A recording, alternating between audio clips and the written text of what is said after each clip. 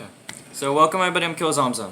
And so today I'm going to be doing basically a quote-unquote documentary, right? There's going to be clippings of the videos and the series of which I'm talking about, so the way that you can tell the difference between me talking and those series is those series will have a filter over them where my talking will not. Either way. Ever since I was young, I always loved the idea of filmmaking. I always loved the idea of, like, bringing your ideas to life. Like, that, creating something within your mind and making it happen. Making it visual. It's the best way for imagination to come true, right? And I always was fascinated by that.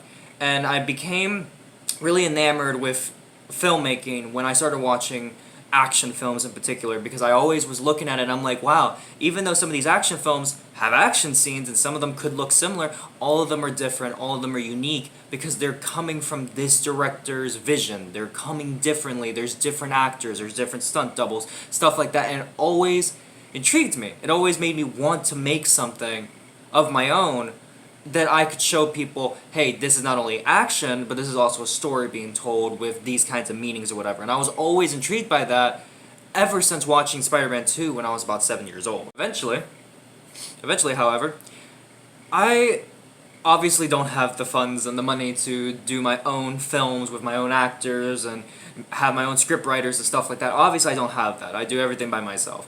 And eventually, I wanted to make something. I wanted to make, even just a little bit, because the whole idea of creating a film always was something that I always loved the idea of doing, which is why I wanted to go to, school for a long time to, go for that. And so eventually what I ended up doing was I ended up creating a, like a little short, quote unquote, a little short film that was like about 2 or 3 minutes long. And it went by the name Killer Ted. And so I've always thought that horror films are the easiest things to make because, honestly, you just require a little bit of jump scares, have a little bit of a scary creature, have actors that can't really act, and you're Gucci. So I was thinking, like, that's the perfect place to start, right? Because obviously action requires, in some cases, more than one person and stuff like that. So I just thought that horror would be up my alley, something I could do. And so what I did was, with the limited amount of stuff I had a really shitty phone at the time. It was cracked lens. I had a fucking stuffed bear. I had, myself, and I had the house all to myself. And so what I ended up doing was I made a quote-unquote horror short film revolving around the idea of a demonic teddy bear coming to try to kill me. And, I'm scared out of my mind, and I'm, like, terrified, and I just don't know what to do. And originally that was just going to be a one-and-done thing. Done, no more. It's never going to be, talked about again. However, at the time, a lot of my friends and family who had seen that clip, and even some strangers who had seen it, and some of my classmates who also were shared it by some of my friends, because, my friends are just lovely sometimes, they all really enjoyed it. They were like, I really liked the fact that you were scared shitless because of a fucking teddy bear. Like, they loved seeing me terrified and screaming because of a fucking teddy bear and about to cry. They all really loved it, and they all encouraged me to keep going. And I was just fighting it. I was like, I don't know about that. And, like, for a long period of time, there were people, like, for months on end, telling me I should go for it. And eventually I just said, fuck it, I'm gonna do it. And I made the second one. And I actually really enjoyed it. It made me happy to film the second part. So I just made a third one, and I made a fourth, and I made a fifth, and it just kept going like that, and I just genuinely was happy. And you can even see that in the bloopers that I make. I fucking love making these things, and I'm honestly glad that I continued. Eventually, while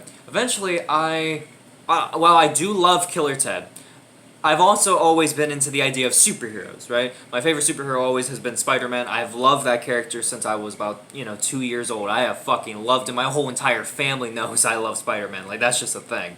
My whole friend group, literally everyone knows that I love Spider-Man. And so I've always been intrigued by the idea of, making something superhero related, right? That's one of the main reasons I also wanted to be a director, was to make something like action film oriented or superhero film oriented, because I always loved that since I was a kid. And eventually what I ended up doing was I made a brand new series, which was going by the name of Kill Saga. And Kill Saga follows this character named Kill. and he ends up developing his powers through a radioactive chicken nugget.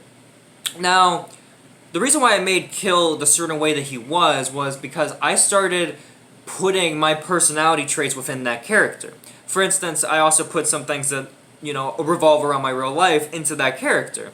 For instance, I can't really eat many foods. I just can't, because if I do, I will get sick. One of the things I can eat is chicken. So what I did was I put that into the character for him to get his powers, a little nod to that. And then I also put, as the time went on, when I was developing Kill, I also put hints of little depression in him, right? I put hints of depression in him because he had a bad past or whatever. But he doesn't always tell everyone that. He doesn't tell, as it stands right now in this series, Kill has not told anyone that, he's depressed. Only one person knew, and that person is currently dead, being his enemy Cerebum. And so, Kill, is depressed. He doesn't tell anyone, though. He keeps that to himself because he feels like he doesn't want to be a burden on anyone. He feels like this is his responsibility to keep to himself, and I put that into him because I felt like that a lot when I was depressed. And I put that into Kill.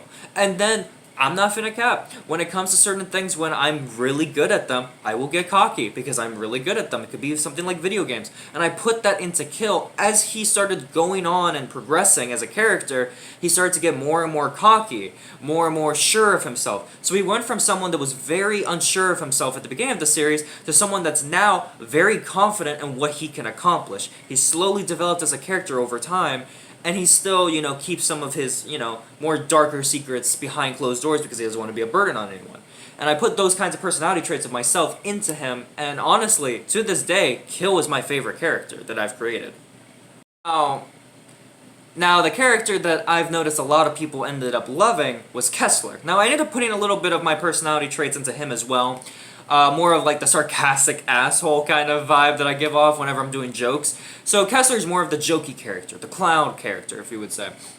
And so Kessler was introduced into the series because I felt like after 3 episodes of doing Kill Saga, I needed to introduce a new character because it didn't make sense to have a superhero series, but not have someone for the superhero to fight, And so originally what Kessler was going to have as a costume was he was going to have a suit. He was actually going to wear a suit, and he was going to still have the ski mask. He was going to have a whole suit, top to bottom, have the dress shoes and everything, right?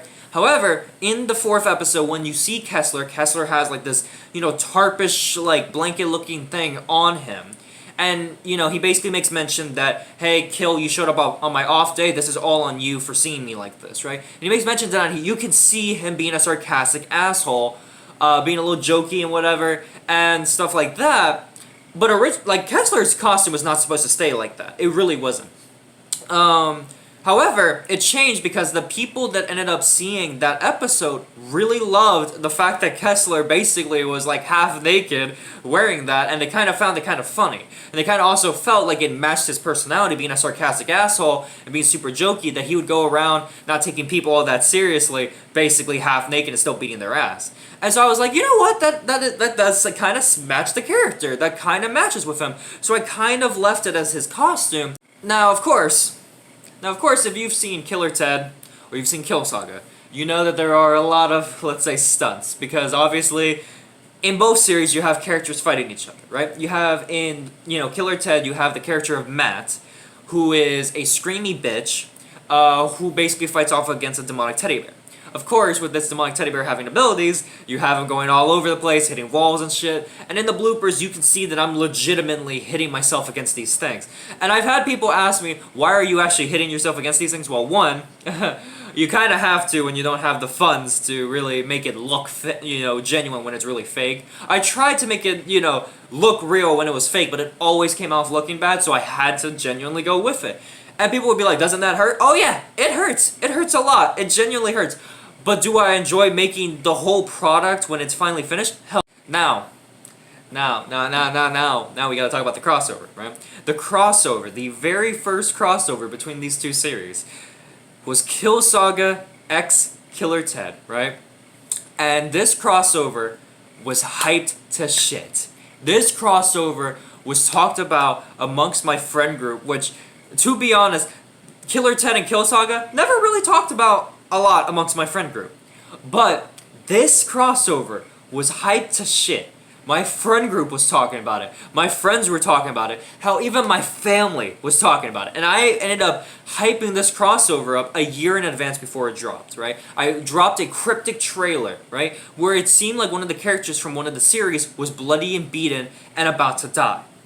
Right? And it's like, okay, what's gonna happen? What's going on with them? And you didn't know exactly what was going on, and it was just very vague and ambiguous. It was literally titled The Cold Trailer.